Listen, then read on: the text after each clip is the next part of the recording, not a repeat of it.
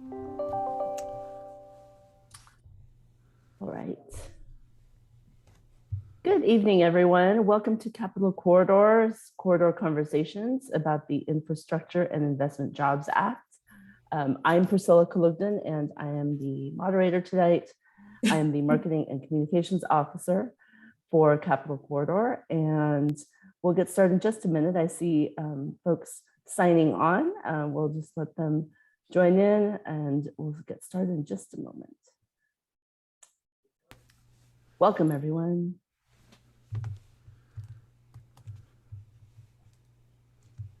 Okay, so just to make sure that you are in the right place, we are here to talk all things Infrastructure and Investment Jobs Act as it pertains to Capital Corridor. And as I said earlier, my name is Priscilla Kalugden.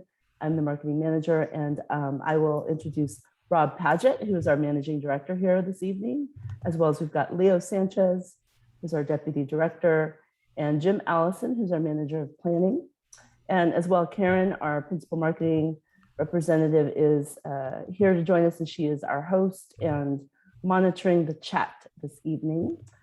Just a reminder for all the participants, your cameras are turned off and you are muted by default.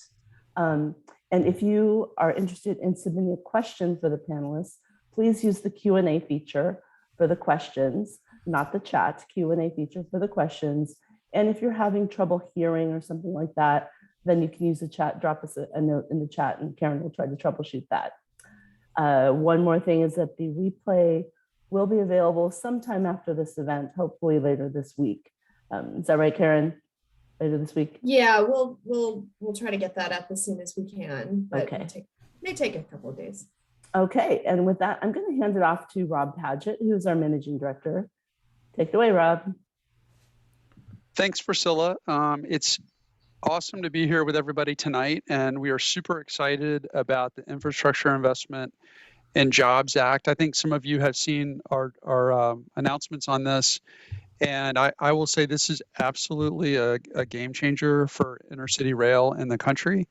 We have been strong supporters of that in California and with Capital Corridor, and we think there is a tremendous amount of opportunity with this new bill.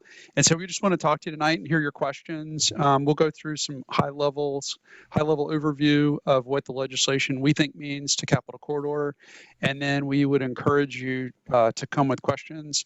I am joined, as Priscilla said, by our Deputy Leo Sanchez, who focuses very much on the operations, and then Jim Allison, who I know many of you know as our longtime planning director, and get his perspective on this bill and what it might mean for our future. So with that, I'm going to just run through a couple of slides here. And I did want to start, I know not everyone on the call may be as familiar with Capital Corridor, so just a reminder of what our service is. We are the agency that is responsible for the oversight of the service that runs from Auburn, just outside of Sacramento, down to San Jose. It's a 170-mile service, and it's the only public transportation service that serves the entire Northern California mega region with full service, which we fully intend to get back to, fully intend to, is 30 trains on weekdays, 22 on weekends, and 14 of those go south of Oakland. And we're running right now 11 round trips daily, so we're not quite back to full service today. We do also connect to a lot of transit services. So we've got, strong connections up and down the line in Sacramento at the Richmond station with BART. A lot of people use that to get over to San Francisco. But also in Yolo County and Solano County and down in Santa Clara, we have lots of transit connections. AC Transit, a lot of people use us to get to our service. And we are operated by Amtrak under the management of the Capital Corridor Joint Powers Authority. CCJPA was created roughly 20 years ago. It brought what was originally a state-run service down to the region so we could get closer to our customers. Our board is made up of 16 members from our member agencies, going from down in San Jose with Santa Clara VTA, BART, Solano County, Yolo County, Sacramento, SAC-RT, and Placer County. That's my board. That's who we work for. And we have a really interesting structure here. We're hosted by BART, so we all sit at BART, and we benefit from a lot of the administrative services that BART provides. It lets us stay really small and nimble.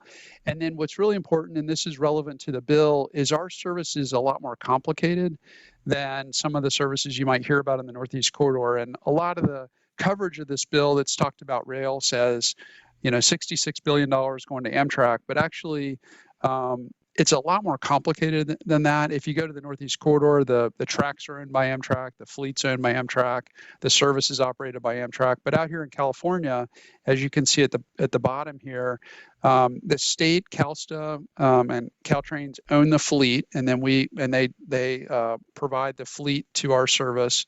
Union Pacific Railroad and Caltrain own the right-of-way that we operate on. So that's who does all the dispatching. Then Amtrak provides the engineers, the conductors, operates the trains, maintains the fleet, and then we put it all together. So a lot of the projects that you're going to hear about tonight, Capital Corridor will really be in the lead on those projects, working in close cooperation, most likely with Union Pacific as we do some of these improvements. And then eventually Amtrak would operate the service at that point. Hang on, I'm trying to turn the slides here. Okay, here we go. So what's this bill? So I'm going to talk a little bit about the complexities of this bill, and if you have questions, feel free to put those in the Q&A. And there are three columns here that I want to talk about. The first column you'll see is authorization. So what was unique about this bill is that it did two things. The first thing it did is it extended the federal transportation legislation for 5 years. So federal transportation legislation is typically passed in 5-year increments. And in those bills, you have what's called authorization. That's the amount of money that Congress is allowed to appropriate over the course of those 5 years. And that's the left column, which you can see 35785. Sorry, my office lights just went off. 35785, which is the amount that's authorized under that 5-year bill. That relies on Congress coming back and budgeting each year. So that's the amount that Congress can budget up to over the course of the 5 years. That's not guaranteed, but it sets an expectation for what Congress is going to appropriate. The second column, this one-time appropriation, $66 billion, which is a lot of what you're hearing about in the press coverage, is a one-time appropriation. That's guaranteed funding for intercity passenger rail. It's allocated over a 5-year period, but it is appropriated. So the total of those two, the potential authorized amount, the one-time appropriation, is $101 billion, and you can see that in the bottom right corner. That is what we could potentially see in terms of investment in intercity passenger rail over a 5-year period. So that's roughly $20 billion a year. And as a point of comparison, in recent years, the total appropriation to intercity rail, to Amtrak primarily, has been in the range of $2.5 to $3 billion a year. So you can see this is a magnitude of difference. And what this bill does is it sends a signal to companies out there, to communities out there, to agencies like ours, that we do in fact have a very significant level of funding for intercity rail that we have not had in the past. And it's going to let communities think big, think bolder than we've been able to think before, because there is going to be real money there. We're going to start to do what a lot of other countries have done, investing in intercity rail. And so that's a very big picture. And then when you look at the various programs that are on this list here, the two that are particularly important to and relevant to Capital Corridor are the CRISI program, the Consolidated Rail Infrastructure Safety Program, and the Federal State Partnership for State of Good Repair. And both of those programs are what you call discretionary programs. And what that means is Capital Corridor will submit proposals for projects and seek federal funding under those two programs. And I would say, and I'll talk on the next slide about some example projects that might fit under those programs. There's also funding for restoration and enhancement of services, which is a small amount of money, not as relevant to us. There's funding for Amtrak's Northeast Corridor. There's funding for Amtrak's national network. We are considered part of that national network. That's a little narrower in focus, but it does offer an opportunity for us to do things like rebuild the stations, some of the stations that we have in our corridor. That is one of the things that Amtrak can use those funds for. And then lastly, and I do want to highlight this one because I think we're all aware of some of the safety challenges we have in our corridor, is that there is a new program called Railroad Crossing Elimination Program, funded at $5.5 billion over the course of the next 5 years. We very much hope that we can work with communities. This is one of those programs, if you're in a community that has a grade crossing that's a problem, this is a chance to make that better, and we'd encourage you to seek those opportunities and partner with the locals to do that. All right, and I'll go to the next slide here. So what kinds of projects might we fund with this program? Under the first two items that you can see, the CRISI and federal state partnership grants, projects like the Sacramento to Roseville third track project. In fact, we're right in the middle of an application right now for a CRISI grant to fund the first phase of the Sac Roseville third track project, which would add 2 round trips daily to Roseville. South Bay Connect to improve our services south of Oakland. The Link 21 project, a lot of you have probably heard about the Link 21 program as a potential project. And then other projects as well, that are smaller in nature, like the siding project we've talked about down in Santa Clara, or some of the equipment replacement that I know some are interested in pursuing. And then I talked about the Amtrak National Grant Program. We're actually just starting design for redesign of the Davis station, and behind me in my background, you can see, if you haven't been there, the Fairfield-Vacaville station with a center island platform. Very accessible kind of station for customers. This is the kind of thing that we can do in a place like Davis, really make big improvements to the local stations, a lot of access to the community, a lot safer station. And then lastly, the grade separation program, which again, I'll mention that is something that we hope to partner with a lot of local communities, encourage communities to seek grants to take advantage of that new program. And this is just on a big scale, to kind of think about what could Capital Corridor be when we grow up, and we're going to think big here and bold.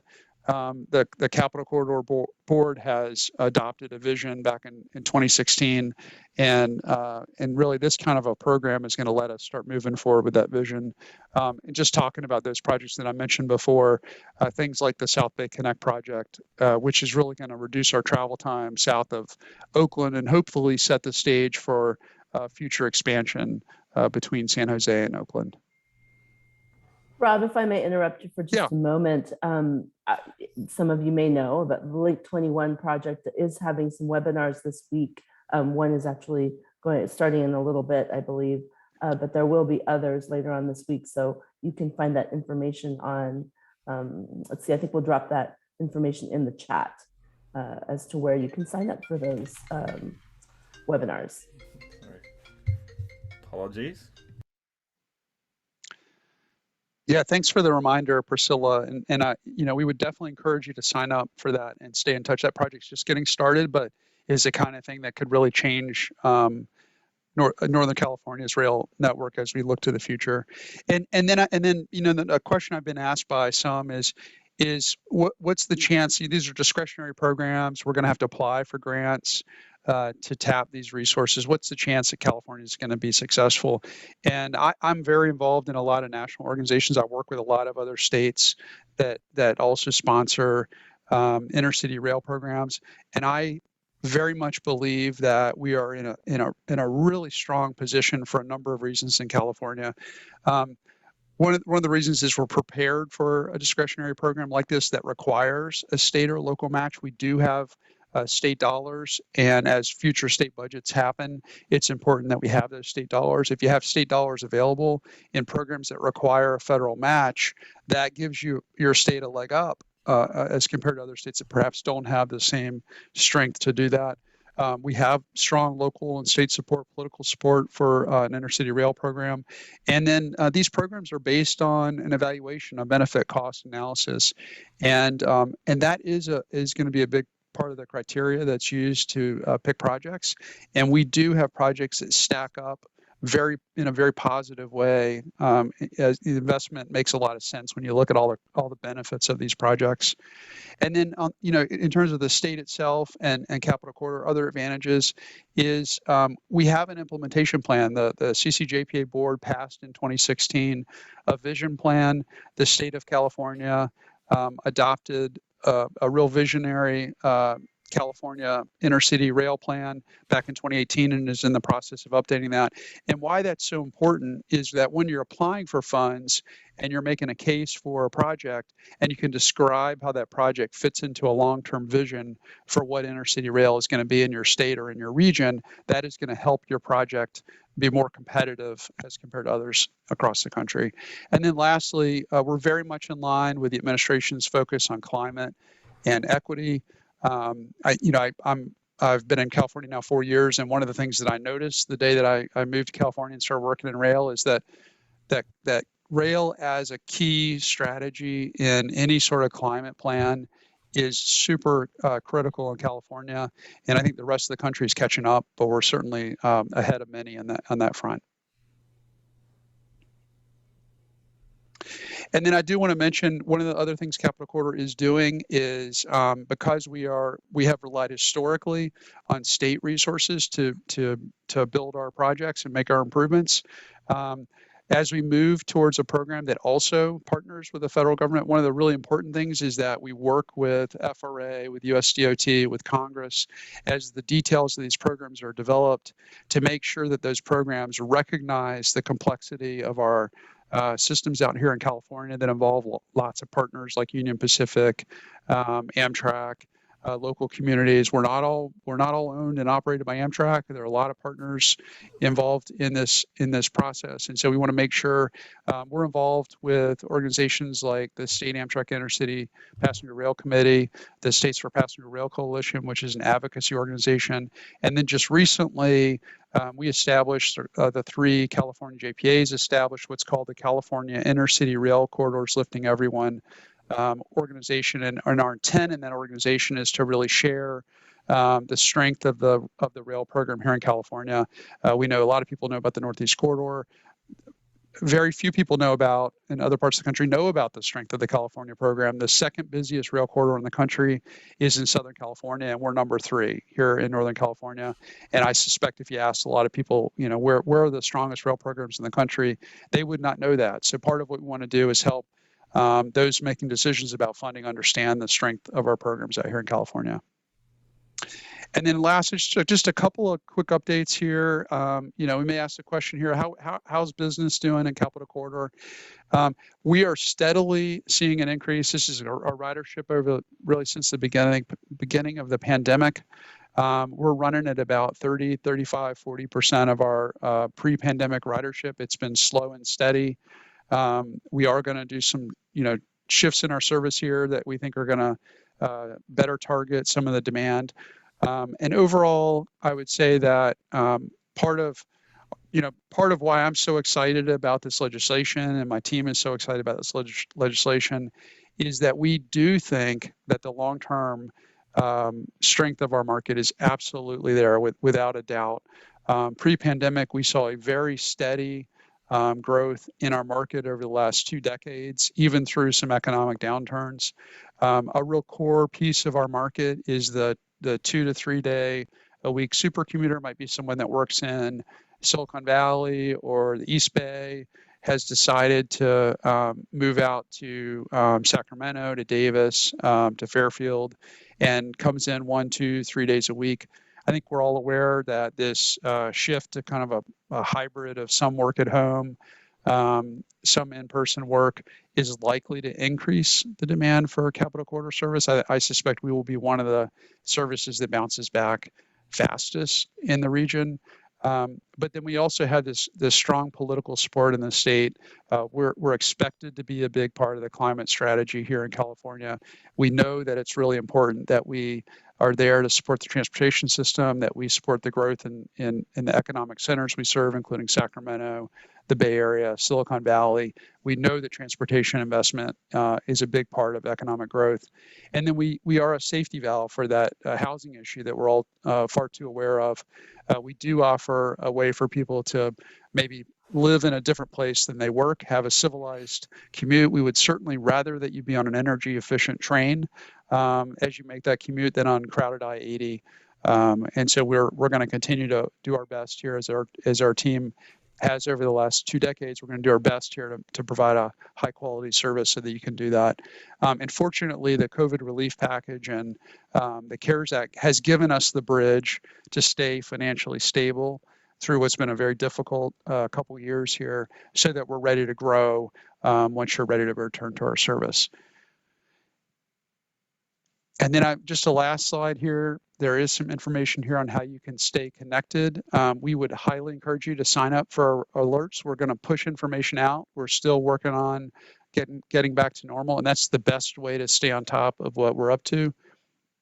And before I open it up to questions, I do want to just maybe ask Leo and Jim to comment. Maybe first, Leo, if you could just comment on your perspectives on this legislation and what you see as some of the positives of it in the coming years. Absolutely. Thanks, Rob. So I think, I'm very much focused on the here and now, and specifically in the operations life. And I think one of the things that I look at is that this is a great opportunity to make some improvements on our signal systems, make some siting improvements. All of those can offer some great improvements in our on-time performance and our reliability. One of the things that we did several years back is we did do a travel time improvement, and that was very similar to some of the capital funds that we have here at our disposal. So I really look forward to seeing all the we'll be able to develop and be able to improve our overall schedule in order to give you all a much more reliable and consistent schedule. And then, Jim, I wanted to, if I could ask you to comment. You've been at Capitol Corridor now for more than a decade, and you were involved in the vision plan for Capitol Corridor. And I'd be interested in hearing your perspective on what you think this bill might mean for Capitol Corridor.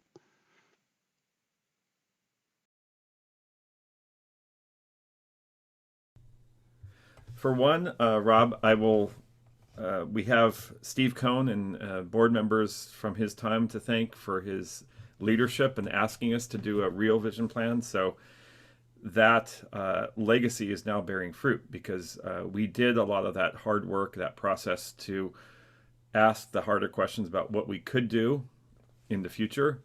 And we looked bigger and looked for a time like this when there would be funding. So we put things in order of how we might build up in different corridors, be it south of Oakland, between Oakland and Sacramento, and then up into the Sierra foothills. And I think it's nice that we have that sort of answer, that roadmap ahead for us. And what we'll be able to do with that is it also had illustrated some of the very key investments that we need to make. And we know one of those, beyond just regular service expansion, is the Carquinez, a new high-level crossing of the Carquinez.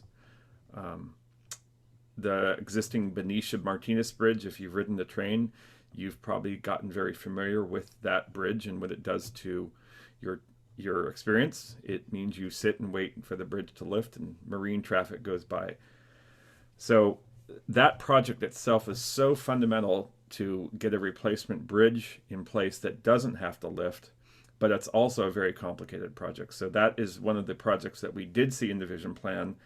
And knowing that a big infrastructure bill and the process is coming along, it is the right time to begin the planning work, to look at those alternatives, and then be ready to tap into these funds for a huge infrastructure project, which that would be. So again, it's all really down to the seeds that were planted long ago in that vision plan, and then actually, enjoying the growth of those. And now we can be plenty busy working on implementing all that work. Jim, this is Priscilla. I was just curious to know, when might passengers start seeing the benefits of these dollars? That's a tough question. It does take a while for these processes to get going and to get started. So the Sacramento to Roseville project is a long-standing project. The idea of it started in 2008. So we need to go faster than that. And by having a steady source of funds, which we really didn't from about 2006 to about 2013, we didn't have a good steady source of state funding. Now we have some of that, and now we have the federal funding, so we're really able to be on the ready. So it's going to go faster, but these things do take some time. We have to work with our host railroad, work on what those improvements are. Unfortunately, it's not as easy like a Caltrans project. When you own the highway, you can do something, but it does take a lot of lead time. If I could comment on that too, Priscilla, I think it depends on the project a little bit. So one of the things that what will happen is FRA, Federal Railroad Administration, will issue opportunities for us to apply for grants. We'll apply for grants and then be able to receive funds, and those will get matched by other sources that we have at the state level. And for really complicated projects like the Sac Roseville third track project, which involves constructing a new track in a busy railroad corridor, those are slower projects, and part of that you're doing environmental work that's complicated to make sure that we're doing all the right things there. But there are some small things that can happen that are much faster, and I'll give an example of one, which is called the Agnew siding, which is a siding, a 2,500 foot siding near Levi Stadium in Santa Clara. And there's a long stretch of our track that's only a single track. And so what can sometimes happen is, let's say the bridge goes up, and the bridge that Jim just talked about goes up, delays a train, and then the trains kind of meet in the wrong place. You can end up having delays that affect a number of trains. So something as simple as a siding right there in the middle of that single track territory, it may mean that a delay that today is 30 minutes goes away for some of these trains. And I think projects like that are in the right of way, relatively simple projects, I think you will see those happen a lot faster. And I think, as Jim said, one of the problems in the intercity rail business has been that we've had to scrape together funds to do projects. They've been slow, and it's just harder to move quickly when you don't have a steady source of funds. And then our host railroads, Union Pacific and Caltrain, in particular Union Pacific, as these funds are available and there's more of a steady stream, those organizations are also going to do a better job at working through the details of projects like this. They just haven't had to do it because we haven't had a lot of projects. And so I think what you'll see is a slowish start, although we're, as Jim talked about, we've got a couple projects that are pretty close to ready to start going here. And then I think you're going to see it really start to pick up over the next couple of years, and we're going to get that muscle memory going about how do you design and build and construct a project and do it in partnership with Union Pacific. Great. We do have a question in the chat from Steve Cohen. Hi, Steve. Hey, Steve. Are the regulations and guidelines for ranking competitive grant applications already available in draft form?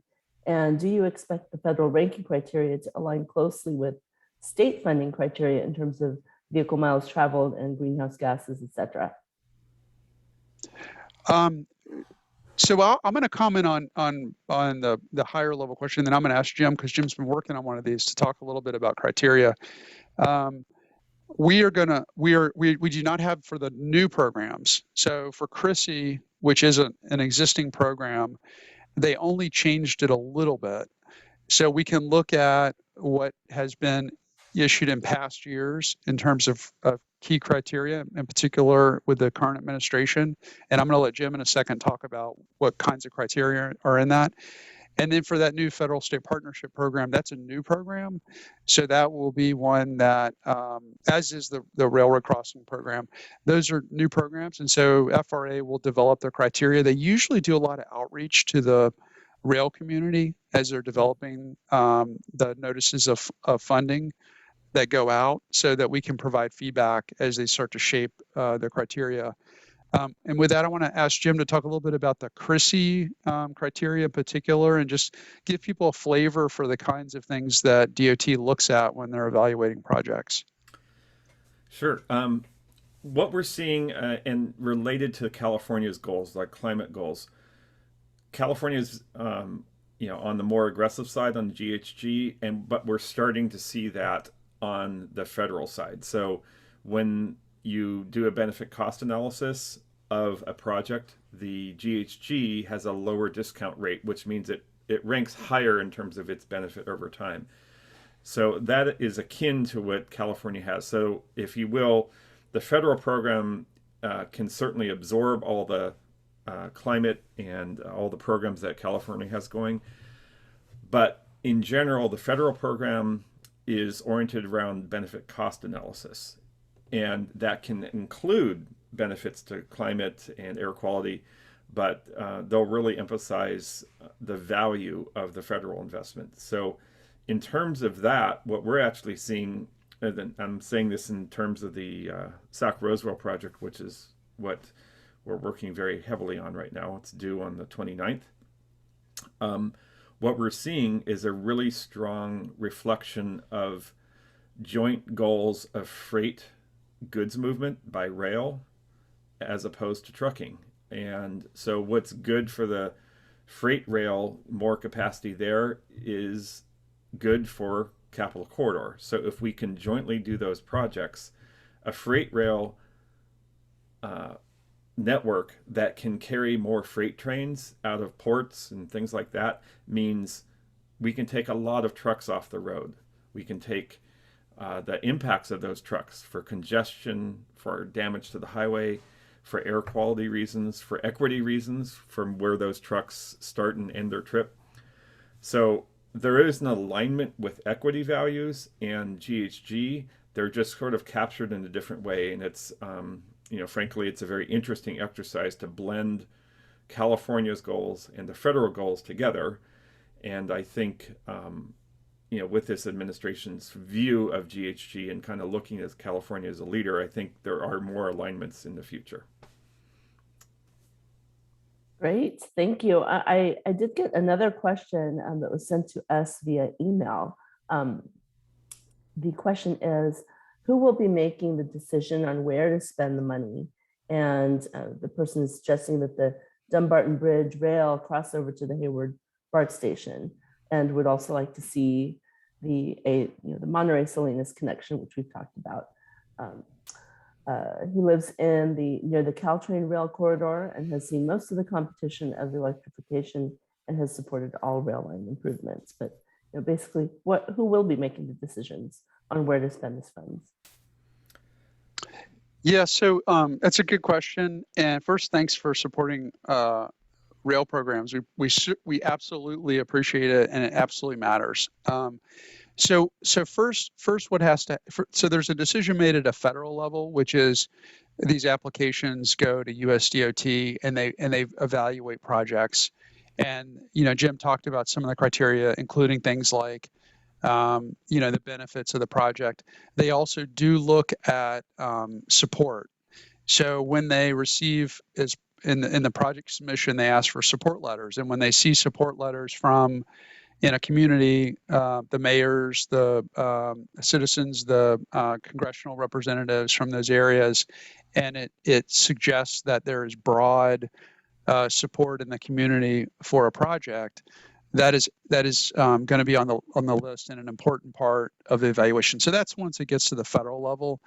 But the place where that all starts is in the communities.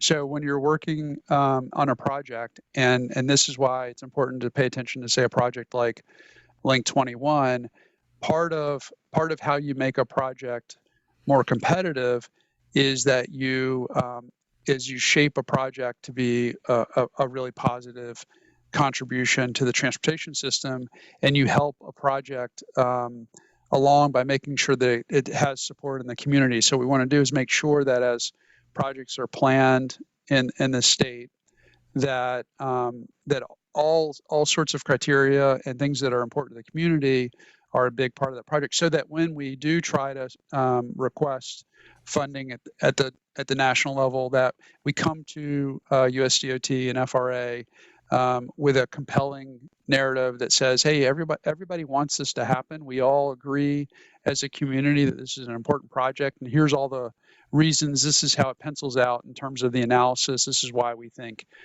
this project makes sense. And then I wanted to ask Jim if there's anything from your perspective. I know you've worked on a lot of these competitive projects over the years at the state and the national level. Any more you want to add on that point? Well, for sure. I again, it kind of goes back to the vision plan that we got jump started there. That's a expression of our board saying we value this and we value this direction. So I think the board certainly does have say about when we receive funds or when we are applying for funds. So the board has a role here, and they're the link to the community. So it all builds from the community through the board members. And the staff may have ideas about what we want to do, but that has to be vetted with the host railroad, with the community, and it all kind of comes together that the board sees and approves what we're doing. And then that extends up to the state rail plan, which is a reflection that we're also trying to mirror, and we talk with them, they talk with us, back and forth. We get on the same page on things, and then when we go to the federal level, they see this layer cake that's all been built up from the community all the way up to the top, and they see this place wants to do this project. And that's really the whole, everything that it takes to get success on those. In the past, I think some of the federal programs have been so small and the demand for them has been so high that, some of the money was spread out to, different objectives, small short line railroads. But with these kind of numbers here, you have to be prepared and ready. So communities that are ready and have started to build that layer cake through our boards, through the San Joaquin boards, the Losan, California can be ready to use these funds. That's what it takes through those different layers of vetting the project. Yeah. Great, thank you. I have another question that popped up here in the chat. As a reminder, please put questions in the Q&A section. And the question that came in through the chat is about runtime. And for the projects that have been spoken about here on the map that you showed earlier, Rob, how much runtime will these projects remove from the schedule? And or maybe Leo, maybe you can come up with an example of how capital funds have come up with ways to reduce runtime. Yeah, Leo, maybe you can first talk about where we've used dollars before, and then I can hit on a couple of the future projects. Yeah, and I'll draw an example right now of a current project that we're trying to develop, and that's the Santa Clara siding is a current one. We have a lot of congestion in the south end part of our corridor, where we have a single line, single track territory, and it really makes it difficult to be agile when there's other trains that are going in that territory. So if trains are running behind or there's other delays that have come further down the road, then that's an area where we really are limited in being able to recover and also have a more consistent schedule. One of the goals that we were trying to do with their most recent schedule change was actually to have 100% whole schedule, and it wasn't quite 100%. It was almost there, but we saw some real constraints in the south end part of our corridor, and building some of these infrastructure projects will allow us to eventually get to that 100% full pattern, and also be able to give us a more reliable schedule that will also be able to then make a pitch to our host railroad and say, hey, we built in these reliability aspects of our infrastructure or of your infrastructure. Now, let's do some runtime studies and see where we can shave off some time to make this schedule even better. Yeah, Leo raises a really good point. So one of the things that we have to do in our current schedule, because of the reality of issues that come up the railroad because of issues like the bridge lifts, for example, is we do build in a little bit of time at each station, which is called recovery time, and it's a couple minutes. It's not a lot, but as your service gets more reliable and you deal with issues like, we have a couple places where we're replacing signals right now. If you deal with issues like that and you start to have a more and more reliable service, what you can do is you can run a schedule that's a much tighter schedule because you know that service is going to run on time. And as we do some of the small improvements and we improve our on-time performance and we get rid of some of the issues, and I would add that some of the grade crossing, projects can make a really, really big difference. We have locations where we have vehicles that get stuck on the tracks that we have to have inspectors come out. The more we can get rid of those issues, the more reliable the service becomes, the tighter the schedule becomes. The South Bay Connect project that I mentioned is expected to shave at least 10 minutes off the schedule. But there are other things we can do. We actually did a project a couple years ago with state funding called the Travel Time Savings Project that reduced the scheduled run time by in the range of 5 to 7 minutes. So there are things we're going to do to chip away. And then as Jim talked about, thinking big, and this is something we wouldn't have even put on the table until this bill came out, is something like the Benicia Martinez Bridge. That the bridge and the reliability issue that bridge creates, and there's really nothing we can do about it. The shipping traffic has priority there. If you get rid of that lift there, it completely changes our ability to have a reliable schedule between Sacramento and Martinez. And again, we can run a much faster service if we know those times are going to stay the same. Yeah, I was going to say that's a really important point, because if you make all these investments to speed up the trains, maybe we can get to 90 miles an hour or even faster. You get to a point where there is work to be done in the signal system to allow for that. But if you have a bridge that lifts, you've just wiped that whole thing out. And if you have a more frequency that you want to do and the bridge lifts, you're going to end up with two trains that are almost back to back, and they're going to mess up everything else on the schedule. So that's why that bridge project is so huge. And that facilitates speed increases and frequency increases. It just introduces stability to the system. And that's really where, when speeding up can make sense or being more reliable can make sense. And we're just kicking off a very initial study of that project. And Jim's going to be in the lead on that effort.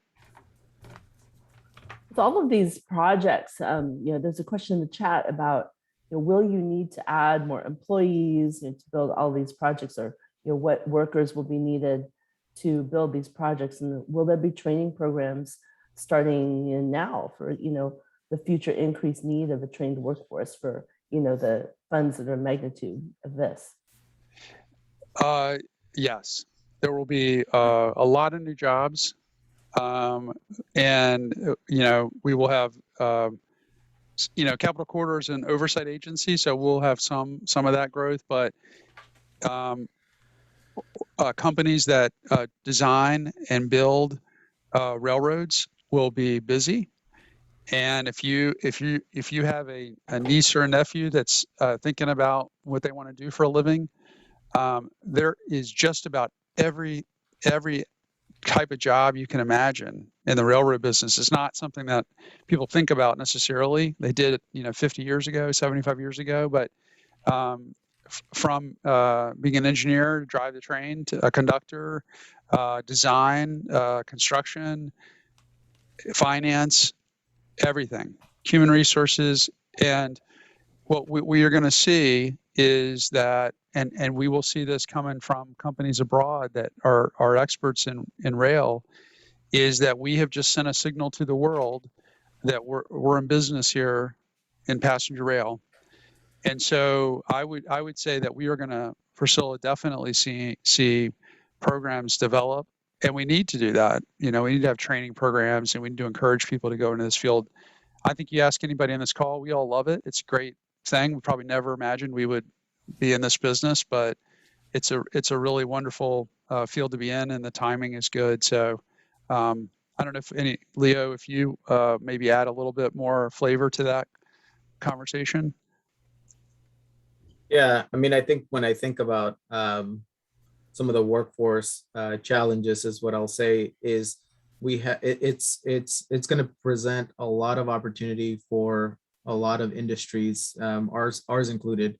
So we're definitely going to be benefiting from, you know, getting a lot of new talent. And I think one of the things that I know is that at least our contractor Amtrak does have some a lot of hiring currently underway for existing positions, but I'm sure that with all the work that's going to be coming down the pipeline, we're definitely going to have to really make a concerted and active effort to really do good outreach to all of our local schools, and really attract good talent that's going to be able to take us to, you know, 2040, which will be zero emissions goal, and take us to some of these to the end of these projects that we're just now starting.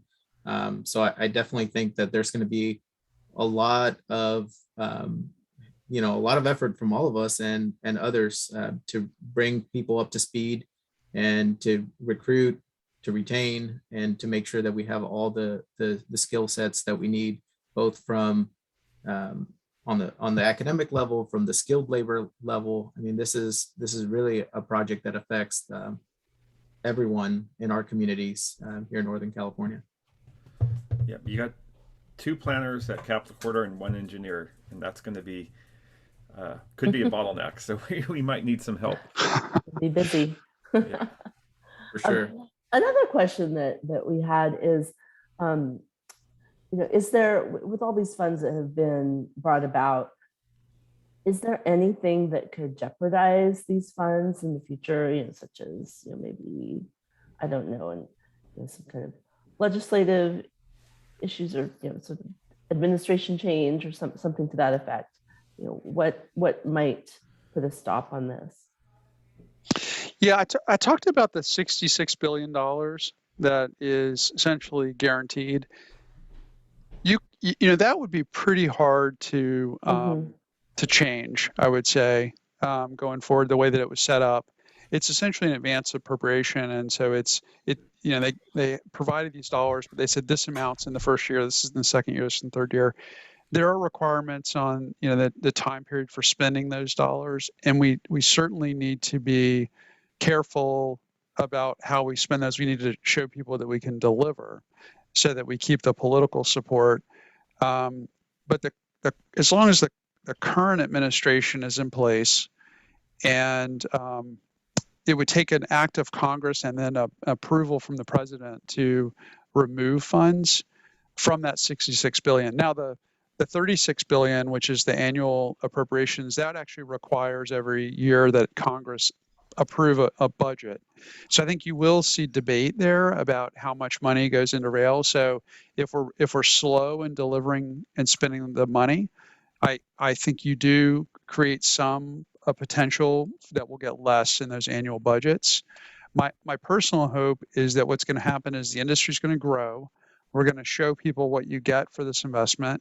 The dollars are going to flow, and the program over time is going to become something that people really do support, and that we start to see that annual budget cycle start to meet the authorized levels. And even beyond this 5 years, when we keep going beyond that, we continue to fund projects. Because if we do it for 5 years, we're going to see some difference. If we do it for 10 years, boy, I tell you, we're going to see completely different rail system in the country. That is super exciting to hear. We do have another question in the chat from Roger Dickinson. Hello. It sounds as if there won't be any appreciable reduction in runtime from Sacramento to Emeryville until the Carquinez Bridge is replaced. Is that correct?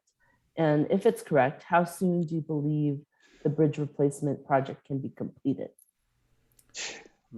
Yeah, I don't think I would say that there wouldn't be any runtime savings. I think that, as Jim said, there are some things that we can do in that corridor, like signal improvements and some other, kind of on the ground things that we can do. I think Jim, I think your point was more that the bridge overshadows everything else in terms of the benefit.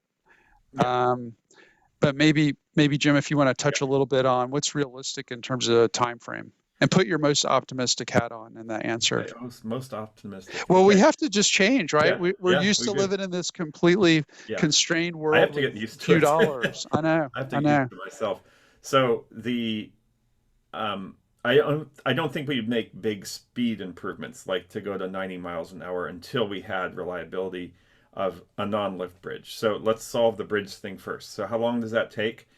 We are probably going to be looking at, from right now, at least 3 years, at least, to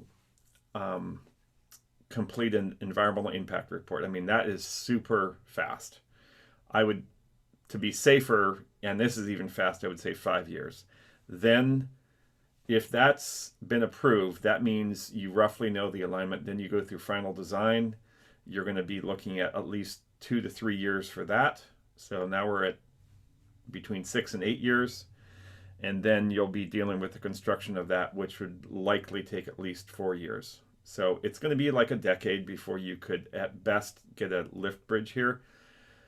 But at least we're started now. We have a kickstart. We're going to eliminate some options and do these feasibility studies. When we look at what does need to be done, this is a really complex project, but it fits right into Link 21. And in fact, if you solve Carquinez, it means every other investment for speed and frequency between Sacramento and Oakland, Emeryville area is going to be worth it.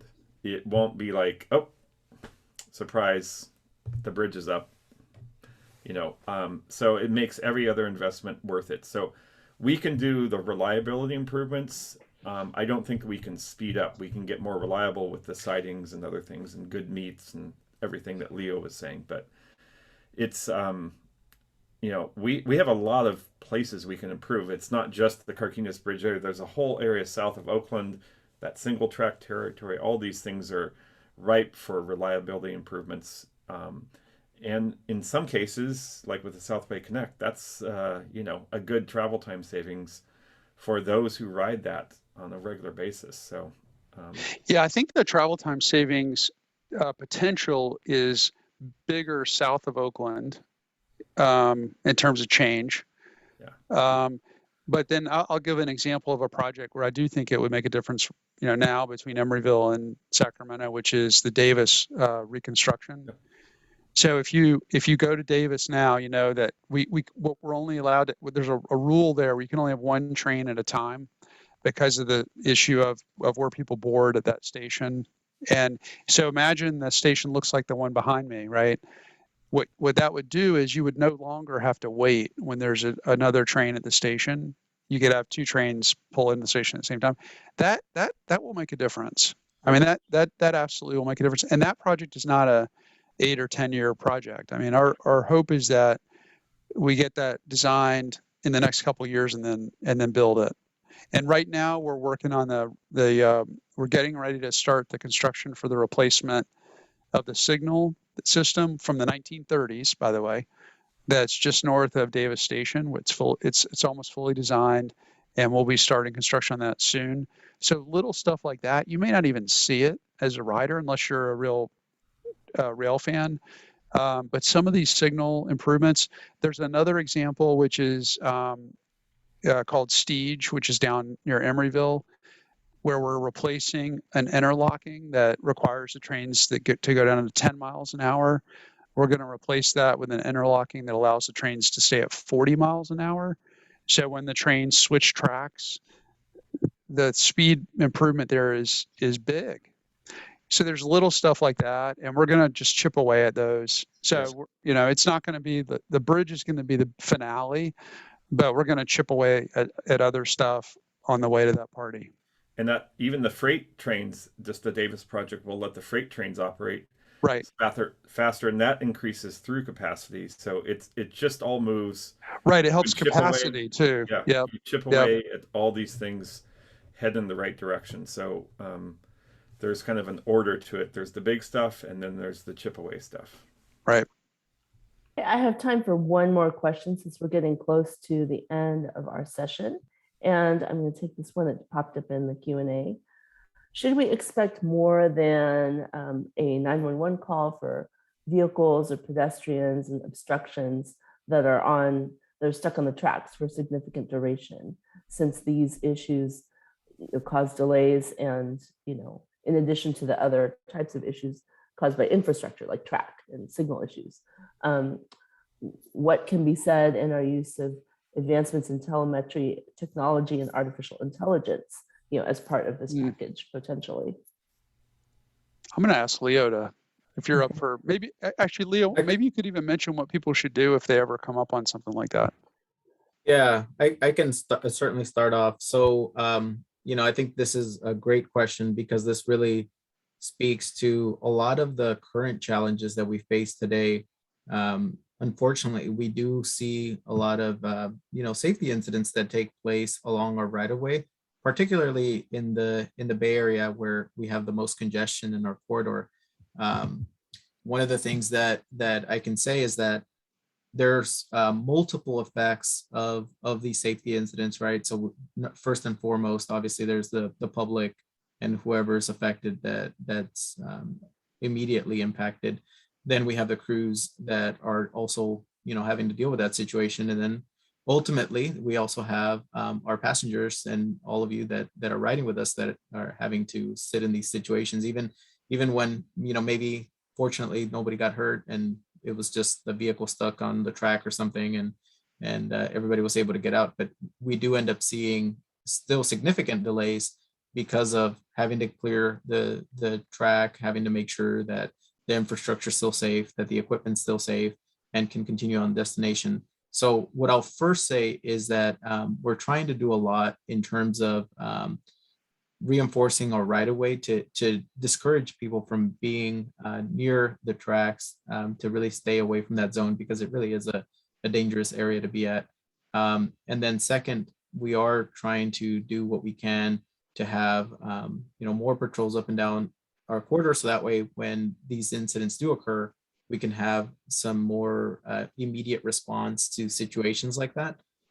We also try to do other things like try to find mutual aid for areas where we can, if it's happening down in the East Bay, maybe we can do some mutual aid via BART or maybe even some of our transit agencies that are along the corridor. So those are things that we try to do reactively. And Leo, can you tell everybody what mutual aid is? Yeah, mutual aid is just getting some of our transit partners that work with us to maybe meet up with a train that is, let's just say in Richmond, when maybe we have AC Transit that can then take riders that are going over to San Francisco and pick them up from there, for example. We also have BART that's at Richmond. So theoretically, if it's going to be affecting an extended period of time, then those riders that need to continue on south can go from Richmond on BART all the way down to Berryessa potentially or over to San Francisco if they need to. So there's those things that we can do that we have in place. And I think the other thing that I'll say is some of the benefits that the capital investments can provide to all of us is in the form of even grade crossing separations. I know Rob alluded to this in the beginning, but really the more we can separate our right of way, the more grade separated crossings we can have, the better it is for our system, not just for reliability purposes, but it really does make it much more safe network. I mean, that's one of the things that when I think about our partner agency, our sister agency, Caltrain, I mean, they really do have and have done a lot of great work to build grade separated crossings, and now that's paving its way in reliable results and a decrease in safety incidents. Rob, I'll pass it over to you to see if you want to add anything else to that.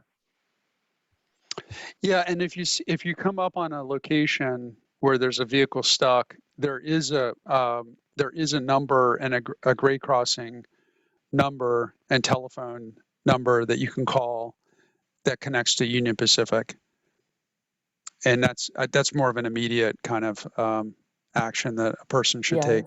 Yes. Those if are they- usually blue signs, I believe. But I think Yeah. the question was also asking a little bit more about, what kinds of opportunities for use of technology in helping to, notify the powers that be, or, alert workers of these kinds of obstructions on the track, or any issues with the infrastructure that there may be out there, any problems, so that we can avoid some of these delays and issues. Yeah. Anything else you want to add on that front, Leo? Nothing else that I can think of immediately. I mean, I think we definitely welcome technology, and as we see different opportunities for technology to implement in our system, I mean, I think we're more than eager to try those out. So if you know of some, for sure, let us know, and we're always willing to explore what other options there are out there. Yeah, and truth is, a lot of it's not. It's as simple as a fence, right? That keeps people from jumping across the tracks in a location that's not safe. And there are some real advances in technology on grade crossings, on the gates and all that are in place. And so one of the things that this new program will do is it'll let communities invest in those, so that it is the latest and greatest technology. There's all sorts of stuff with trains, with monitoring wheels, and all sorts of other things that are out there, and cameras and all that kind of stuff that allows more investigation when there is an incident, so that we can try to figure out if there's, for example, if there's a crossing where you can't figure out what's going on, but you keep having debris strikes or whatever. When something happens, one of the things that does happen is there's an investigation review of the train camera footage, and that helps us figure out. So if there's something we can do on the ground to build some sort of a way to keep the corridor safe, we'll do that. And so you've got all these eyes out there that are trying to look for ways to make it safer, but a lot of times it's just resources. It's people on the ground. We did just reach an agreement with Union Pacific, and the board approved it at our last board meeting, to provide 2 patrol officers to be in the corridor to try to make sure if there are people in the corridor who shouldn't be there, to let them know that it's not safe. And so some of it's just boots on the ground, make sure that people are out there keeping the corridor safe. Yeah, I think that was a really excellent question, because we know exactly just how you feel in terms of our riders being caught in these situations, and anything that we can do to look to improve those things and avoid them happening, we'd be very, very interested in pursuing, because we definitely feel that as well. Anyway, we've come to the close of our session, so I just want to say thank you all for joining us this evening. And if you want to stay connected with us, please follow us on Facebook or Instagram or Twitter, or sign up for our email news alerts. We often announce our next quarter conversations and other improvements that we make through those channels. So we'd be happy to have you be part of our family. So anyway, I want to thank Rob and Leo and Jim and Karen for working on this quarter conversations this evening. And we hope to see you all on board soon. Thanks, everybody. Thank Have a good you. night. Thank you all. Good night.